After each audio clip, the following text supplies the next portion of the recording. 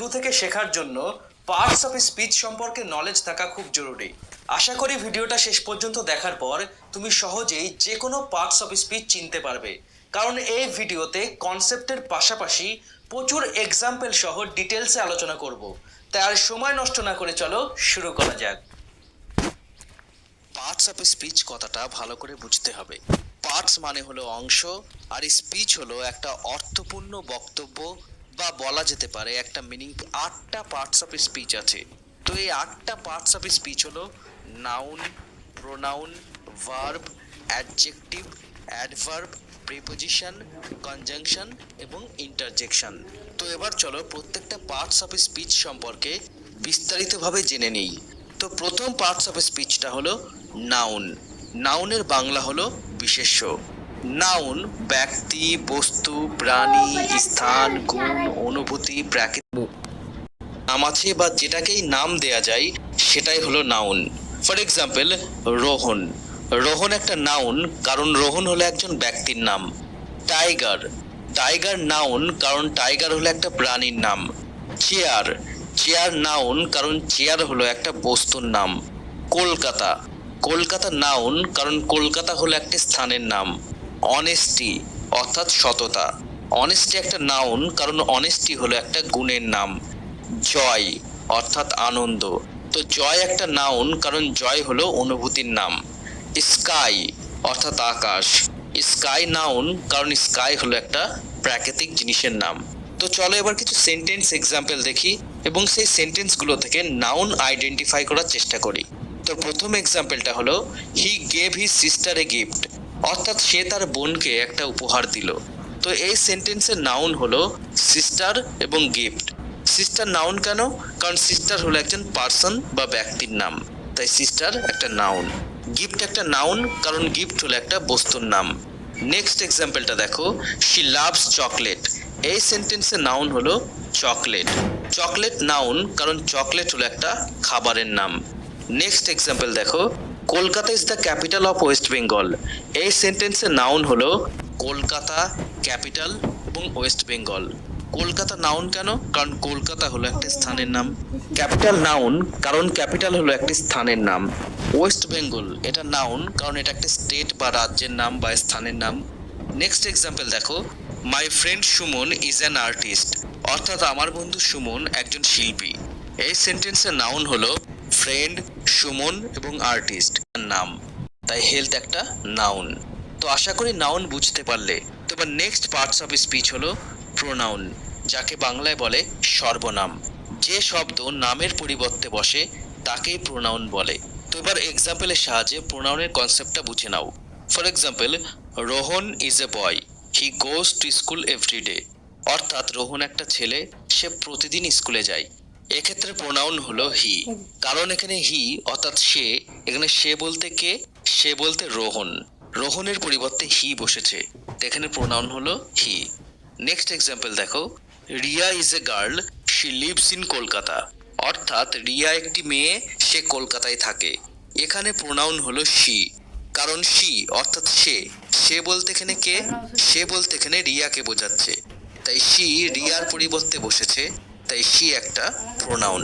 তো ইংরেজির কিছু কমন প্রোনাউনের এক্সাম্পল হলো আই অর্থাৎ আমি, ইউ তুমি বা তোমরা, হি অর্থাৎ সে, শি সে, হি ছেলেদের ক্ষেত্রে ব্যবহার হয়, আর দে অর্থাৎ তারা, ইট এটি বা ইহা, মি আমাকে, হিম তাকে, হার তাকে। হিম ছেলেদের ক্ষেত্রে ব্যবহার হয় আর হার মেয়েদের ক্ষেত্রে ব্যবহার হয়। আস আমাদেরকে, মাইন অর্থাৎ। নেক্সট এক্সাম্পল দেখো, দে আর হ্যাপি, অর্থাৎ তারা সুখী। এই সেন্টেন্সে প্রোনাউন হলো they. Next, you can do it, তুমি এটা করতে পারো। এই সেন্টেন্সে প্রোনাউন হলো ইউ অর্থাৎ তুমি। নেক্সট এক্সাম্পলটা দেখো, উই লাভ হিম, অর্থাৎ আমরা তাকে ভালোবাসি। এই সেন্টেন্সে প্রোনাউন গুলো হলো উই এবং হিম। তো আশা করি প্রোনাউন বুঝতে পারলে। তো এবার নেক্সট পার্টস অফ স্পিচটা হলো ভার্ব, যাকে বাংলায় বলে ক্রিয়া। ভার্ব হলো এমন শব্দ যার দ্বারা কোনো কাজ করা বা হওয়া বোঝায়। যেমন রিড অর্থাৎ পড়া, ডু মানে করা, ওয়াক অর্থাৎ রান অর্থাৎ দৌড়ানো, লার্ন অর্থাৎ শেখা, ইট অর্থাৎ খাওয়া, আর হওয়া বোঝাতে বি ভার্ব ব্যবহার করা হয়। বি ভার্ব হলো am, is, are, was, were, shall be, will be. যেমন দেখো, আই এম এ বয় অর্থাৎ আমি একটা ছেলে, বা বলতে পারো আমি হই একটা ছেলে। অ্যাকচুয়ালি হই কথাটা বাংলায় উচ্চ থাকে। দ্য ম্যান ইজ ওল্ড, লোকটি বৃদ্ধ। আসলে লোকটি হয় বৃদ্ধ, কিন্তু হয় কথাটা বাংলায় উচ্চ থাকে। তো এবার ভার্ব সম্পর্কে তোমাকে কিছু গুরুত্বপূর্ণ জিনিস মনে রাখতে হবে। যেমন টাইম অর্থাৎ প্রেজেন্ট, পাস্ট এবং ফিউচার অনুসারে ভার্বের রূপ পরিবর্তন হয়। For example, I play football, আমি ফুটবল খেলি, এটা প্রেজেন্ট। আই প্লেড ফুটবল, আমি ফুটবল খেলেছিলাম, এটা পাস্ট। এবং আই শ্যাল প্লে ফুটবল, অর্থাৎ আমি ফুটবল খেলবো, এটা ফিউচার। তো এখানে আমরা ভার্বের তিনটি রূপ দেখতে পাচ্ছি, প্লে, প্লেড এবং শ্যাল প্লে। তাই মনে রাখতে হবে ভার্ব টাইম অর্থাৎ সময় অনুসারে পরিবর্তিত হয়। আর হেল্পিং ভার্ব, লাফিং অর্থাৎ হাসছে, হাসা একটা কাজ, আর এই মেন ভার্বের অ্যাকশনটাকে পারফর্ম করতে ইজ হেল্প করছে, তাই ইজ এখানে হেল্পিং ভার্ব। আসলে ভার্ব অনেক রকম হয়, main verb, helping verb, auxiliary verb, phrasal verb, modal verb, অনেক রকমের ভার্ব হয়। নেক্সট এক্সাম্পল দেখো, উই লাভ আওয়ার কান্ট্রি, আমরা আমাদের দেশকে ভালোবাসি। তো এই সেন্টেন্সে ভার্ব হলো লাভ অর্থাৎ ভালোবাসি বা ভালোবাসা, ভালোবাসাও একটা কাজ। তো মোটামুটি ভাবে এটা জেনে রাখো, যে শব্দ দ্বারা কোনো কিছু করা বা অ্যাকশন বোঝাবে সেটাই হলো ভার্ব। তো আশা করি ভার্ব কি বুঝতে পারলে। এবার আমরা দেখে নেব next parts of speech, adjective. অ্যাডজেক্টিভকে বাংলায় বলে বিশেষণ। যে শব্দ দ্বারা নাউন বা প্রোনাউনের দোষ, গুণ, সংখ্যা, পরিমাণ, অবস্থা ইত্যাদি প্রকাশ করা হয় তাকে অ্যাডজেক্টিভ বলে। তো এবার কিছু এক্সাম্পলের সাহায্যে অ্যাডজেক্টিভের কনসেপ্টটা ভালো করে বুঝে নাও। For example, mister Roy is a good person, অর্থাৎ মিস্টার রয় একজন ভালো মানুষ। এখানে অ্যাডজেক্টিভ হলো গুড। গুড অর্থাৎ ভালো। মিস্টার রয় কেমন মানুষ? ভালো মানুষ। এখানে গুড ওয়ার্ডটা মিস্টার রয়ের গুণ প্রকাশ করছে, তাই এখানে গুড একটা অ্যাডজেক্টিভ। নেক্সট দেখো, রোহন ইজ অ্যান ইন্টেলিজেন্ট বয়, অর্থাৎ রোহন একজন বুদ্ধিমান ছেলে। এখানে দেখো ইন্টেলিজেন্ট অর্থাৎ বুদ্ধিমান, এটা একটা অ্যাডজেক্টিভ, কারণ এখানে ইন্টেলিজেন্ট ওয়ার্ডটা দ্বারা গুণ বোঝানো হচ্ছে, তাই ইন্টেলিজেন্ট একটা অ্যাডজেক্টিভ। নেক্সট দেখো, হি ইজ অনেস্ট, সে সৎ। এখানে দেখো অনেস্ট ওয়ার্ডটা দ্বারা কোয়ালিটি বা গুণ বোঝানো হচ্ছে, সে কেমন না সে সৎ, তাই এখানে অনেস্ট ওয়ার্ডটা একটা অ্যাডজেক্টিভ। গ্লাস অর্থাৎ এই গ্লাসে সামান্য জল আছে। এই সেন্টেন্সে দেখো লিটিল ওয়ার্ডটা ওয়াটার অর্থাৎ জলের পরিমাণ বোঝাচ্ছে, এখানে লিটিল একটা অ্যাডজেক্টিভ।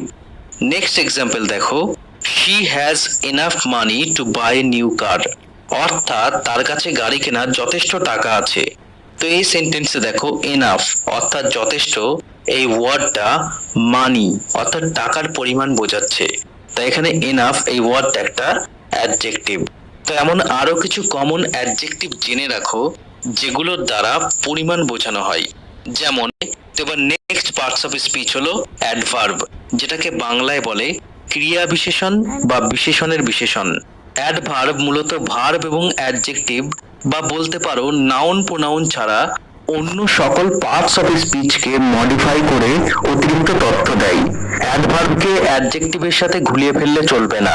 অ্যাডজেক্টিভ নাউন প্রোনাউনের দোষগুণ বিচার করে, আর অ্যাডভার্ব মূলত ভার্ব এবং অ্যাডজেক্টিভের দোষগুণ বিচার করে। অ্যাডভার্বের নামটা দেখলেই বুঝতে পারবে। এক্ষেত্রে মনে রাখবে অ্যাড মানে হলো অ্যাডজেক্টিভ, তাই অ্যাডভার্ব মানে হলো অ্যাডজেক্টিভ প্লাস ভার্ব, অর্থাৎ অ্যাডজেক্টিভ এবং ভার্বের দোষগুণ বিচার করে অ্যাডভার্ব। তো এবার এক্সাম্পলের সাহায্যে অ্যাডভার্বের কনসেপ্টটা ভালো করে বুঝে নাও। For example, the man is very honest, অর্থাৎ লোকটি খুব সৎ।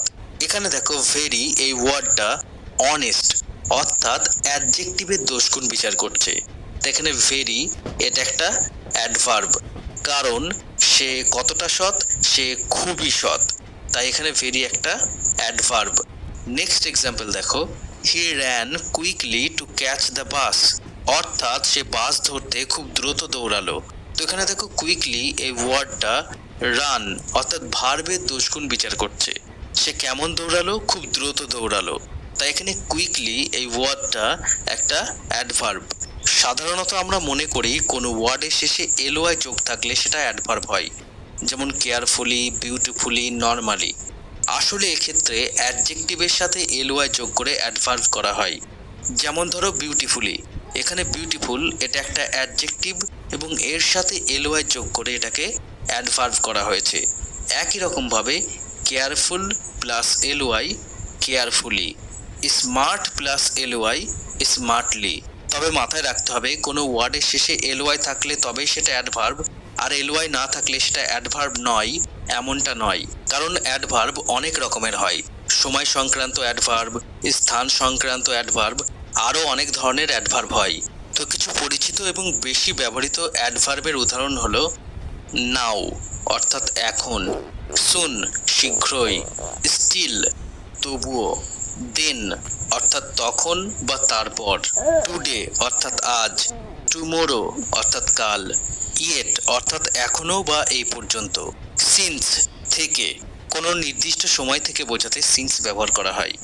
নেক্সট এগো অর্থাৎ আগে, অলরেডি ইতিমধ্যে, ওয়ান্স একদা বা একবার, put the book on the table অর্থাৎ পজিশন, যাকে বাংলায় বলে পদান্বয়ী অব্যয়।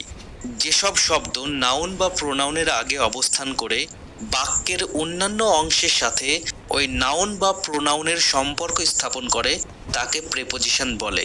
তো এবার এক্সাম্পলের সাহায্যে প্রেপোজিশনের কনসেপ্টটা ভালো করে বুঝে নাও। For example, put the book on the table অর্থাৎ বইটা টেবিলের উপর রাখো।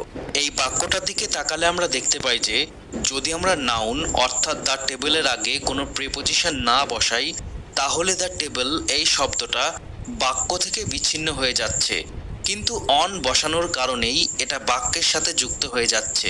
এখানে অন ওয়ার্ডটা দ্য টেবিলের সাথে বাক্যের অন্যান্য ওয়ার্ডগুলোর সম্পর্ক স্থাপন করছে, তাই এখানে অন একটা প্রিপোজিশন। নেক্সট এক্সাম্পল দেখো, they are waiting for the bus, তারা বাসের জন্য অপেক্ষা করছে। তো এখানে যদি ফর ওয়ার্ডটা না থাকে তাহলে দ্য বাস এই ওয়ার্ডটার সাথে বাক্যের অন্যান্য ওয়ার্ডের কোনো সম্পর্ক থাকবে না, তাই এখানে ফর ওয়ার্ডটা একটা প্রিপোজিশন। নেক্সট এক্সাম্পল দেখো, the cat is sleeping under the chair অর্থাৎ বিড়ালটা চেয়ারের তলায় ঘুমাচ্ছে। এখানে আন্ডার ওয়ার্ডটা যদি না থাকে তাহলে দ্য চেয়ার এই ওয়ার্ডটার সাথে বাক্যের অন্যান্য ওয়ার্ডের কোনো সম্পর্ক থাকবে না, তাই এখানে আন্ডার একটা প্রিপোজিশন। তো ইংরেজির কিছু বেসিক প্রিপোজিশন হলো ইন, ভিতরে বোঝাতে ইন ব্যবহার করা হয়, তবে ইন আরও অনেক ক্ষেত্রে ব্যবহার করা হয়, যেমন বছরের আগে ইন ব্যবহার করা হয়, দেশের নামের আগে ইন ব্যবহার করা হয়।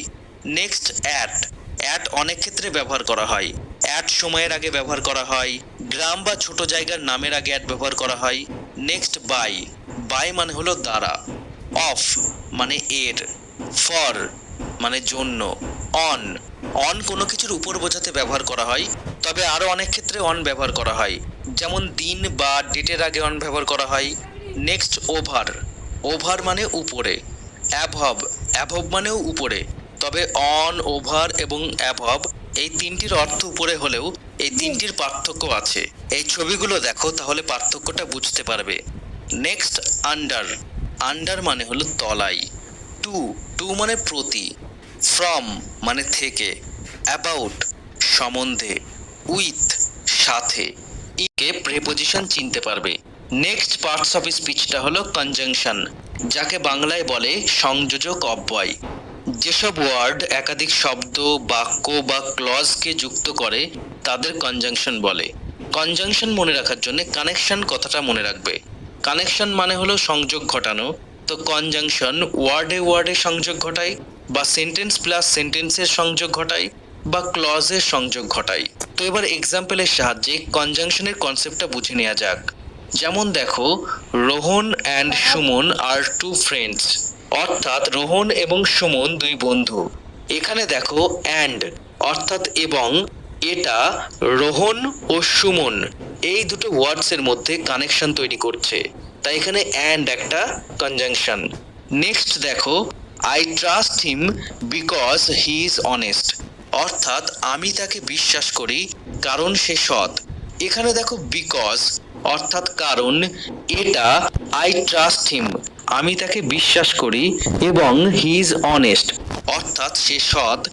এই দুটো সেন্টেন্সের কানেকশন ঘটাচ্ছে, তাই এখানে বিকজ একটা কনজাংশন।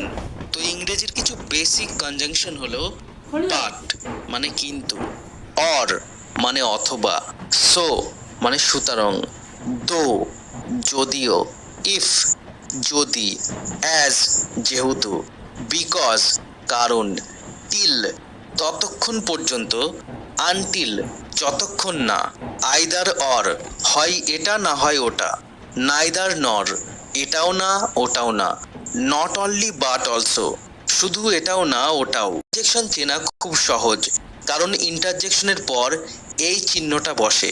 এটা অনেকটা উল্টানো আয়ের মতো দেখতে। এটাকে বলে এক্সক্লামেটরি সাইন বা বিস্ময়সূচক চিহ্ন। তো ইংরেজির কিছু বেসিক ইন্টারজেকশন হলো হুররে, এটা আনন্দ প্রকাশ করতে ব্যবহার করা হয়। For example, hurray we have won the match, কি আনন্দ আমরা ম্যাচটা জিতে গেছি।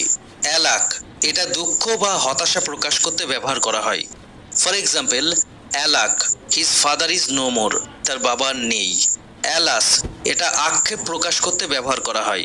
For example, alas the storm destroyed their crops and left them with nothing to eat, ঝড়টা তাদের সমস্ত ফসল নষ্ট করে দিল এবং তাদের খাওয়ার জন্য আর কিছুই থাকলো না।